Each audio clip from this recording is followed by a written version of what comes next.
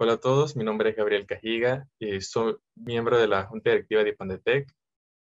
Soy abogado panameño, actualmente estudio una maestría en Derecho con enfoque en ciberseguridad en la Universidad de Texas en Austin. Y antes de entrar en materia, en los efectos de la pandemia, en la ciberseguridad de personas vulnerables, quiero hablarles un poco sobre quién es Ipandetec y lo que hacemos.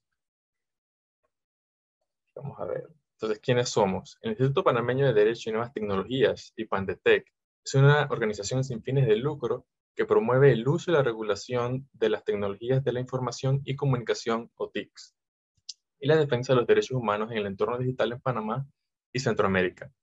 Actualmente realizamos mapeo de actores y organizaciones de gobernanza de Internet en la región centroamericana, estudios de protección de datos personales, análisis de estrategias de ciberseguridad en la región desde la perspectiva de derechos humanos e inclusión social, y observatorios de datos abiertos, biométricos o datos biométricos, cifrado y cibercrimen. Nuestras últimas investigaciones son la guía de protesta física con enfoque digital y protesta digital, que le hicimos en conjunto con Fundación Iguales, que en sí la hicimos porque considerando cómo actualmente cualquier forma de manifestación está sujeta a vigilancia por parte de autoridades, entonces hicimos esta guía para los ciudadanos puedan saber qué pueden hacer o qué recomendaciones tienen. La siguiente investigación con la que damos entrada ya a nuestro tema de la presentación es caretas digitales, identidad digital en el centro de América. En esta, gracias al apoyo de Privacy International, hablamos sobre la identidad digital, que es descrita como el conjunto de datos disponibles de forma electrónica. En un principio, estos datos son personales, incluyendo información bancaria, estadísticas, también imágenes, noticias en las que aparecemos y redes sociales. Toda nuestra vida reposa en línea y muchas veces sin que nosotros lo hayamos decidido así. Entonces, entrando a los antecedentes de los efectos de la pandemia en la ciberseguridad de personas vulnerables. Sabemos que la pandemia incrementó la presencia constante del Internet, dándose una exposición aparentemente perpetua de contenido a sus usuarios. La situación de la pandemia global ha afectado la seguridad de la información durante el 2020. En el reciente informe de perspectiva de riesgo del COVID-19 del Foro Económico Mundial, se identificó que los ciberataques son la tercera mayor preocupación debido a que ahora existe una marcada dependencia en la tecnología. Entonces, esta dependencia de la tecnología la vemos en el campo laboral principalmente. El trabajo desde el hogar, home office o trabajo remoto presentó un desafío para las empresas que tuvieron que, además de redefinir sus protocolos de seguridad, ajustar los niveles técnicos de ciberseguridad de la empresa para que sus trabajadores pudieran tener acceso a la información y no fueran identificados o flag como usuarios no autorizados por el sistema. La Agencia Europea de Seguridad de las Redes de la Información, o ENISA, por sus siglas, identificó que los tres principales riesgos de ciberseguridad en el 2020 fueron el malware, ataques a servidores web y phishing. Entonces, según diversos reportes durante el 2020, los incidentes de seguridad crecieron fuertemente respecto al 2019. Adicionalmente, los ataques se han vuelto más sofisticados y se hace cada vez más complejo gestionar adecuadamente la seguridad de la información dentro de una empresa y también dentro de nuestros hogares. Eh, Viendo entonces un poco sobre la problemática. Si bien muchos de los ataques tienen un componente tecnológico y pueden prevenirse por esa vía, una buena parte del éxito que tienen es por la ingeniería social que traen. Entonces vemos como chiste y ejemplo de phishing, se usa siempre a un príncipe de un país africano, te ha declarado como heredero, ves el correo, hazme una transferencia bancaria y te llega una gran cantidad de dinero. Lo cierto es que esa ingeniería social ya ha cambiado. Entonces, algunos dicen que este príncipe en realidad ya estudió, ya se graduó, ahora tiene un negocio lucrativo y mejorado de envío de phishing, en el que aparece broma, pero hasta el 2020 aún miles de millones de dólares seguía generando ese negocio ilegal. Paralelo a esto, están las campañas de desinformación o las mal llamadas fake news. Entonces digo mal llamadas porque muchas veces aglomeramos toda una serie de términos dentro de fake news que no necesariamente entran en esa categoría. Pero eso es un tema para otra exposición que podemos hacer en otro momento. El punto en esta presentación es que ante estos ataques, las personas con conocimiento informado en teoría pueden filtrar esa desinformación, detectar contenido malicioso y ser ellos mismos su primera línea de defensa de su privacidad en el Internet. No obstante, no podemos decir eso de todas las personas. No todos somos la primera línea de defensa de nuestra privacidad, aunque suene un poco duro. Existe un grupo de personas vulnerables que no dimensionan los riesgos de su exposición en el Internet. Entonces, definir quiénes son estas personas ayuda a que los esfuerzos de prevención sean más efectivos. Eh, y parte del problema para proteger a estas personas vulnerables lo vemos en el estudio del Centro de Estudios Estratégicos Internacionales, o CECIS, del 2016. En su estudio sobre el estado de la oferta de recursos humanos para la industria de la ciberseguridad, se indica que hay un gran porcentaje de deficiencia de los encuestados que ven que sus gobiernos no invierten y que en sí no hay estudios universitarios disponibles como para poder prepararse académicamente. Y interesante que esto fue en el 2016, pero misma conclusión llegó el BID y la OEA en el reporte de ciberseguridad del 2020 sobre los riesgos y avances en el sistema, en el tema de ciberseguridad en América Latina y el Caribe.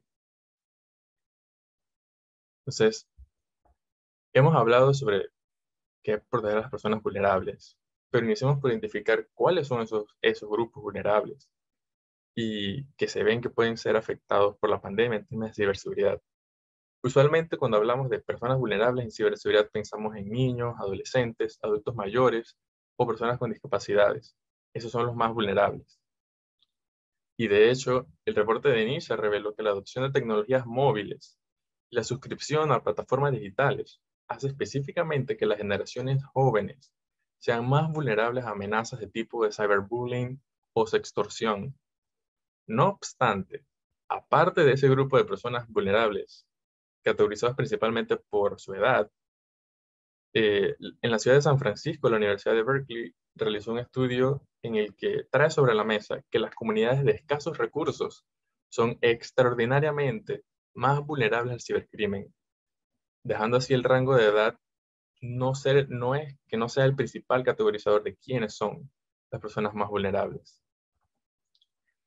Eh, entonces, vemos que al final llegamos a una conclusión que puede que sea un poco obvia, que las personas que no poseen conocimientos sobre aspectos básicos sobre ciberseguridad y privacidad aumentan su vulnerabilidad en el entorno.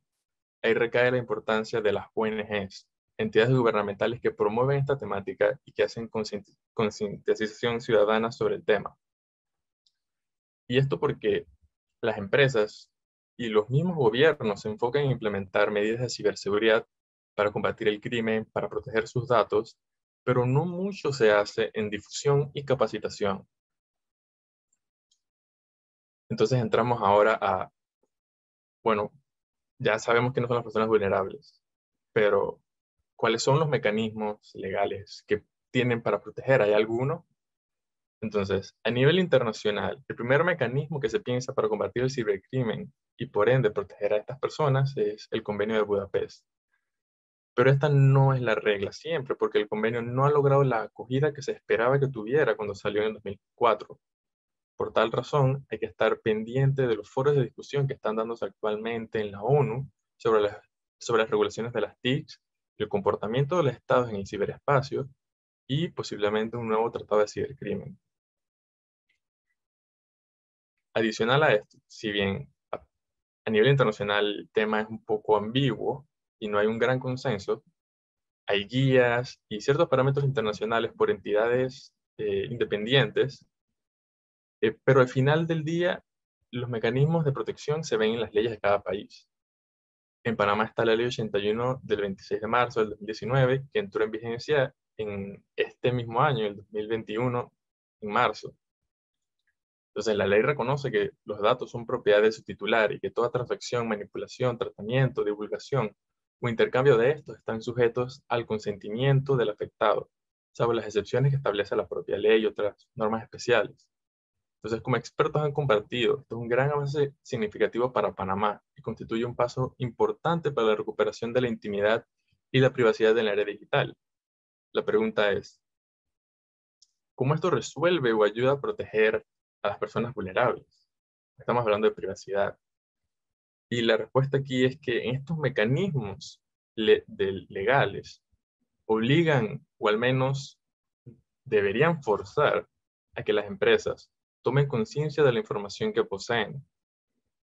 Esta ley debería entonces cortar al menos la vulneración de los derechos, evitar que se den o disminuir en la medida que se den por filtración, leaks o hackeos a empresas que son las principales almacenadoras de bases de datos.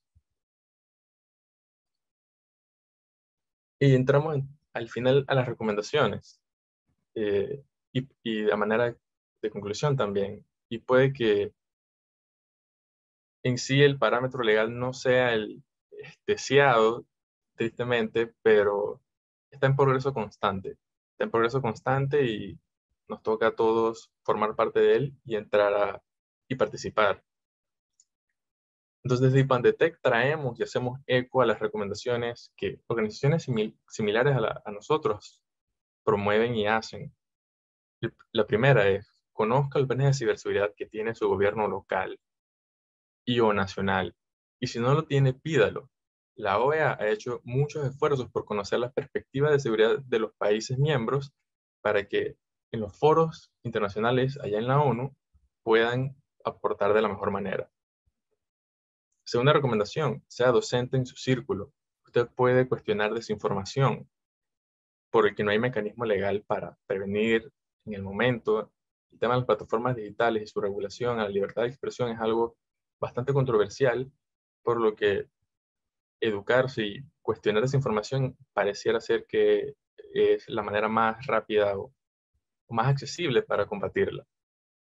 Además, tómese el tiempo de educar a las personas vulnerables que conozca de manera abierta. Conoce hijos, sobrinos, tiene adultos mayores, ayúdalos y edúquelos.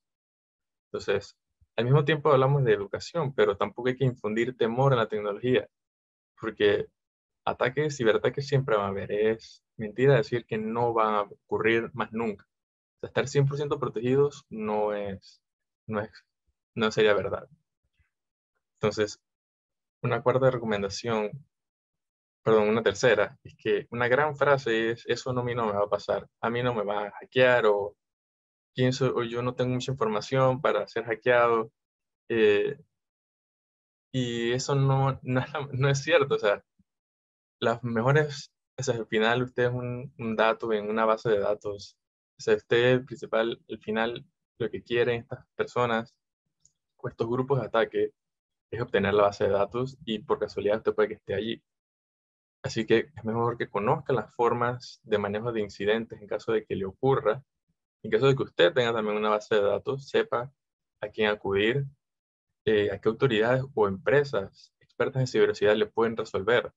Porque cuando uno está en la computadora y viene el ransomware y le bloquea sus datos y sale la alerta de que va a perder la información en tal, cualquier persona pagaría, y pagar el ransomware no es una solución viable. Y la última recomendación, y es bastante clásica, es mantenga sus sistemas operativos y software actualizados. Varios de los ataques que se ven son por aplicaciones o softwares que ya existen parches de actualización y que no debe haber ocurrido. Y bueno, con esto finalizamos la presentación y muchas gracias por el espacio, y en caso de preguntas o que quieran saber más sobre Pandetec y lo que hacemos en Panamá y Centroamérica, por favor vayan a nuestro sitio web y sigan en las redes sociales. Muchas gracias.